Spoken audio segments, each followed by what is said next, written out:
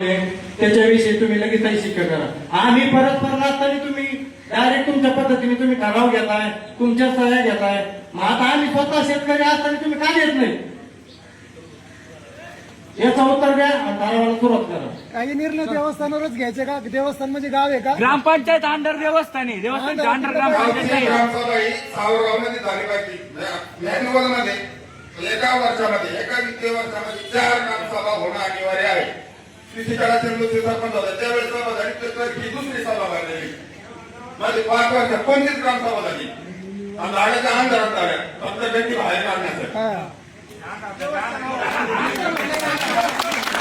परस्पर झाल्या ठराव घ्या, ते 2 ठराव पहिले घ्या. ग्रामस्थांचे तीन मुद्दे आमचे आणि सावरगाव सेंगेवाडीसाठी 12 ग्रामस्थांसाठी आणल्या जातात. तर त्यातली जी फाटीवर बसली ती आमच्या साहेबाच्या पांढरातली आहे, सगळी सरळ रोडची ती. आणि पाणीचं स्टोरेज टँक एक मिनिट आपल्या पाण्याचा स्टोरेज टँक आहे का ती एक बसवलेली आहे, ती किल्लो बसतीची ती आदिवासीची त्याच्यात नाही आहे.